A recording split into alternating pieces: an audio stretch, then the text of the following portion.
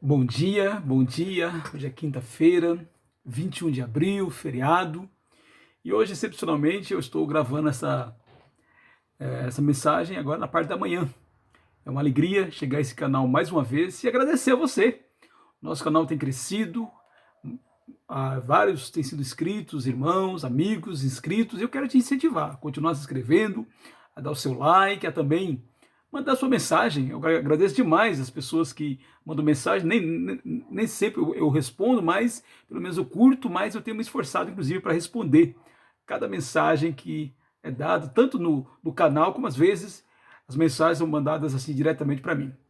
Você me conhece, eu sou Valdir, discípulo de Jesus da cidade de Guarulhos, congrego na igreja dele no bairro das Pimentas, e mais uma vez chegamos nessa quinta-feira com a palavra de Deus que vai nos incentivar, que vai nos orientar.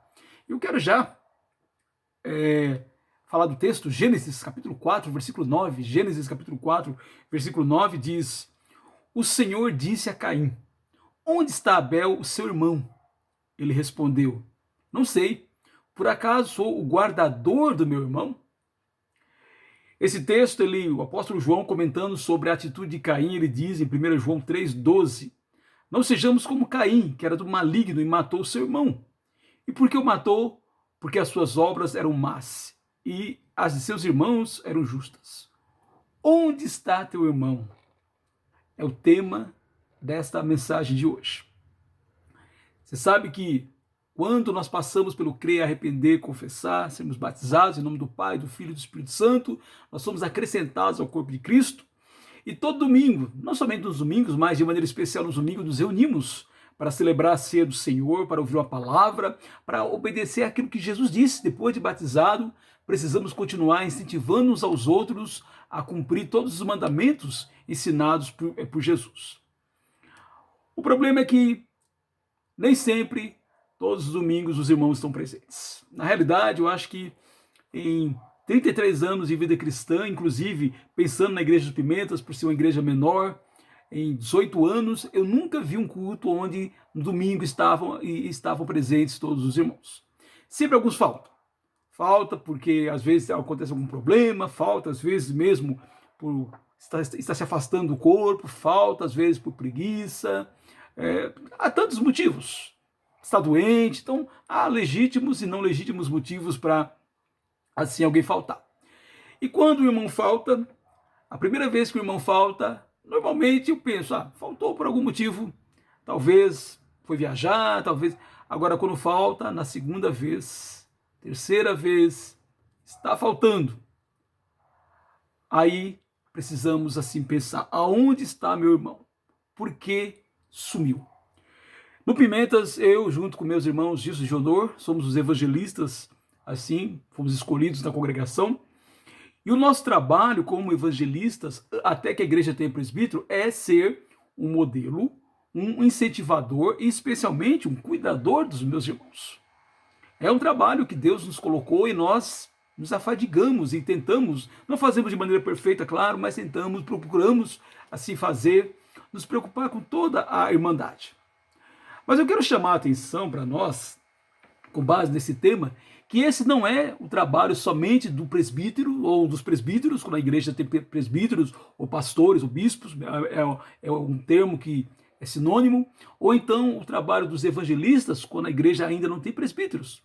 Esse trabalho é um trabalho de todo o corpo de Cristo. O apóstolo Pedro, 1 Pedro 2,9, diz que vós, porém, sois raça eleita, sacerdócio real, nação santa, povo de propriedade exclusiva de Deus. Todo cristão que passou pelos passos da fé é um sacerdote.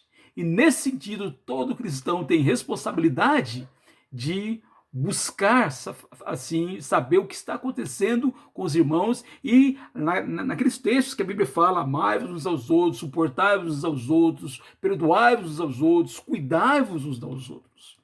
Ser cuidador é algo que exige paciência, firmeza, disposição a ouvir e responder muitas vezes com muito cuidado. Na realidade, ser cuidador é muito complicado, porque quando alguém está se afastando do corpo de Cristo e nós não vamos atrás, às vezes ouvimos, não sou amado, não ligam para mim, estão me abandonando. Em compensação, quando vamos atrás, nos preocupamos, às vezes ouvimos assim: estão querendo controlar a minha vida. Eu penso que entre ser chamado de controlador e ser chamado de alguém que não está nem aí, omisso, eu não gosto nenhum dos dois, mas eu prefiro ser chamado de controlador por estar me preocupando com os irmãos, do que de assim omisso. Eu quero chamar a sua atenção, a nossa atenção, que servir é um chamado individual. Lá em Marcos capítulo 10, 42 e 43, Jesus diz: mas Jesus, chamando todos para junto de si, os apóstolos, diz: vocês sabem que os que são considerados governadores dos povos os dominam, e que os seus maiorais exercem autoridade sobre eles. Mas entre vocês não é assim. Pelo contrário, quem quiser tornar-se grande entre vocês, que se coloque a serviço dos outros.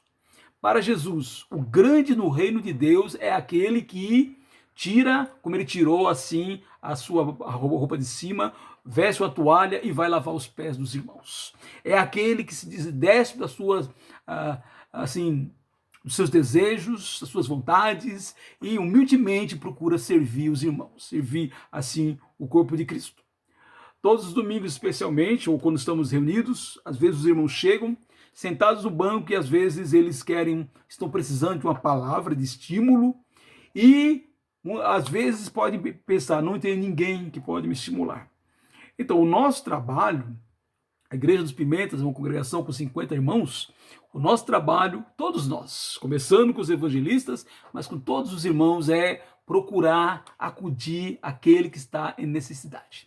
Seja uma necessidade espiritual, seja alguma coisa, algum problema emocional, seja uma necessidade física, às vezes de alimento, todos nós, assim, precisamos procurar acudir uns aos outros. O apóstolo Paulo diz, em 2 Coríntios 11, 29, quem enfraquece, que eu também não enfraqueça. Quem se escandaliza, que eu não fique indignado. Ou seja, o momento de dificuldade do irmão deve causar algo em mim. Deve causar em mim o desejo de, no que depender de mim, no que eu puder fazer, eu vou suprir a necessidade do irmão.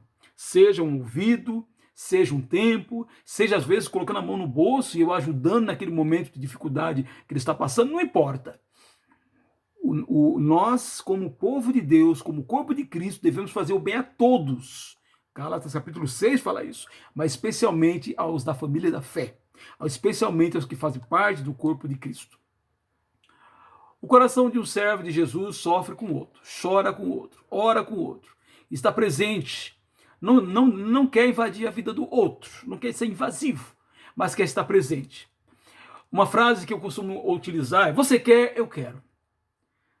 Às vezes alguém quer estar com problema, você quer ter um tempo, você quer marcar para nós conversarmos, seja pessoalmente, com essa pandemia, eu tive muito tempo com os irmãos também, online, seja de que forma for, eu vou na sua casa, você vai na minha, marcamos uma padaria, você quer, eu quero.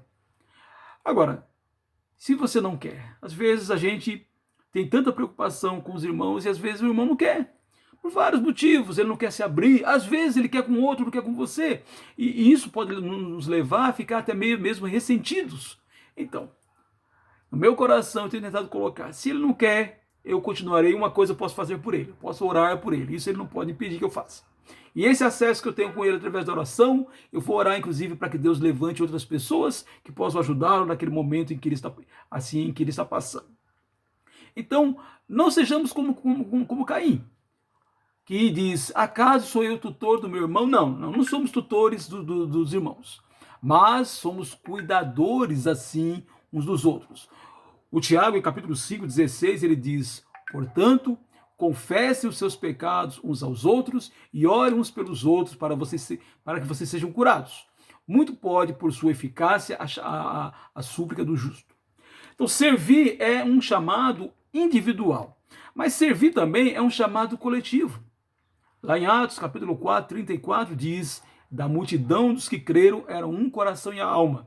Ninguém considerava exclusivamente sua nenhuma das coisas que possuía, tudo, porém, lhes era comum. O apóstolo Paulo, em 1 Coríntios 12, ele diz: de maneira que se um membro sofre, todos sofrem com ele. E se um deles é honrado, todos os outros se alegram com ele. Ele ainda diz: Alegre-se com os que se alegram e chore com os que choram. Romanos 12, 15. Então, servir é colocar-se no lugar do outro, é ter empatia, é entender, inclusive, o motivo de que às vezes o outro não quer falar. É tentar sentir a dor do outro. Servir dessa maneira é esperar que o outro dê o espaço, respeitando seus limites. Então, devemos sempre estar prontos para servir, sempre prontos para... Alguém está passando por um problema no casamento, vamos lá tentar ajudar. Alguém está passando um problema na criação dos filhos, vamos lá tentar ajudar. Alguém está doente, vamos tentar ajudar. Ou seja, o coração de um discípulo de Jesus está sempre pronto para ajudar, mas respeitando o limite do outro. Se o outro não quer, se o outro às vezes quer o outro, mas não quer que isso seja eu, o que a gente faz? A gente respeita, claro que dói, claro que dói. Somos seres humanos, ninguém gosta de ser rejeitado, mas vamos respeitar, vamos orar para que Deus utilize outra pessoa na vida daquele irmão, daquela pessoa, porque no momento ela não quer que eu seja uma delas. Mas quando a pessoa quer, a gente está mais que pronto assim para ajudar. Servir dessa maneira é não julgar o outro. Só Deus sabe exatamente as razões do comportamento do outro. Às vezes nós julgamos de uma maneira, mas às vezes não sabemos o que se passa no coração do outro. E por isso precisamos entender, só Deus sabe. Conta-se a história de um pai tentando acalmar o filho pequeno nervoso, gritando dentro do ônibus, assim, ele estava gritando muito, os passageiros estavam assim, até incomodados, e um deles não aguentou e disse: se o senhor não é competente o bastante para acalmar essa criança, chame a mãe dele. Pois é, o homem respondeu: esse é o problema, estamos vindo do sepultamento dela, e por isso ele está assim. Aquele homem perdeu a oportunidade de ter um pouco mais de paciência. Se ele, como Deus, soubesse os bastidores da vida daquele homem com seu filho, ele não teria falado aquilo. No mínimo, ele teria talvez dado a palavra de consolo e não o julgamento. Então, quando vamos ajudar? Precisamos ser muito cuidadosos no julgamento, porque só Deus sabe exatamente as motivações assim do outro. Agora eu quero chamar ainda a nossa atenção para um outro fato. Servir é para pessoas maduras. As crianças querem ser servidas. As crianças muitas vezes querem a papinha. E por isso, se queremos servir, precisamos pedir a Deus que nos dê maturidade para isso. Romanos 14, 14 diz: quem é você para julgar o servo alheio? Para o seu próprio dono é que ele está em pé ou cai. Mas ficará em pé porque o Senhor é poderoso para manter em pé. O outro texto diz: você, porém, porque julga o seu irmão. E você, porque despreza o seu irmão.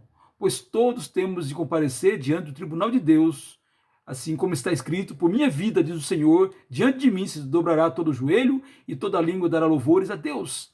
Assim, pois, cada um de nós prestará contas de si mesmo. Romanos 14, 10 a 12. Houve uma época em que eu achava que eu deveria falar tudo o que eu pensava sobre o irmão. Então, Deus tem me abençoado, tem me ajudado a entender que às vezes o irmão não está preparado para ouvir aquilo que às vezes até é uma verdade, mas eu não tenho ainda tanta ligação com aquele irmão, eu não tenho tanta liberdade com aquele irmão, eu não tenho tanto crédito com aquele irmão para falar aquilo. E por isso, às vezes, quando vamos ajudar, uma pessoa madura, ela nem sempre vai falar tudo que está na mente dela. Ela vai coar e vai até se perguntar antes: o que eu vou falar? Como é que meu irmão ou a pessoa a quem eu estou conversando vai assim receber? Precisamos estar prontos para ouvir e procurar responder de maneira correta, no tom correto, com sabedoria. Conforme diz Tiago 1,19, pronto para ouvir, tardio para falar, tardio para assim irar. Uma pergunta: até quando agiremos como fracos, como crianças na fé? Uma pessoa com 1 ano, 2 anos de vida, até 5 anos de vida cristã é compreensível.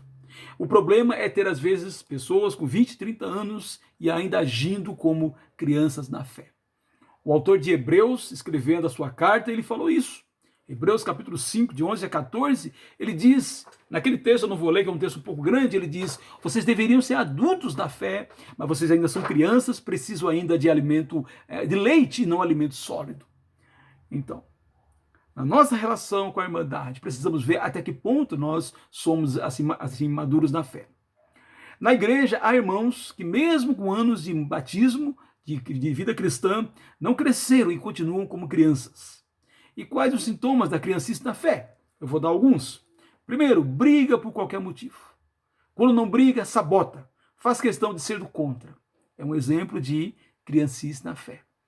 Que nós, os mais velhos, a maneira de nós... Não estou falando para ser cúmplice do pecado dos outros. Mas, às vezes, precisamos agir com as crianças, assim, tratando como crianças e tendo paciência. O problema é quando alguém, às vezes, com muitos anos de vida cristã, ainda age dessa maneira. Gosta de agir com rebeldia. É sinal de criancice. Pensa que a igreja é um sindicato, onde pode se reivindicar. Olha que coisa. Tem irmãos que pensam que a igreja é um sindicato, né, que podemos, assim, reivindicar. Pensa somente em si e muito pouco nos outros irmãos. É muito centrado em si. É um sinal, assim, de criancice da fé. É centrado em si.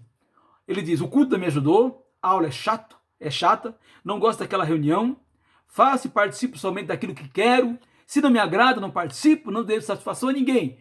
Isso também é um exemplo de criancice na fé. Para um adulto que ainda age como criança na fé, há uma admoestação. O apóstolo Paulo, em Efésios 5,14, diz, desperta você que está dormindo, levante-se dentre os mortos e Cristo te iluminará. Qual é a conclusão minha? Onde está teu irmão?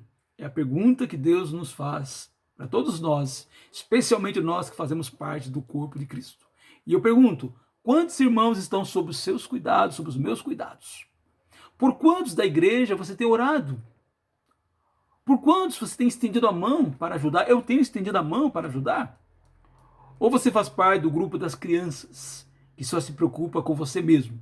Que como Caim diz, eu não sou tutor do meu irmão, eu não estou nem aí com o que acontece com o meu irmão.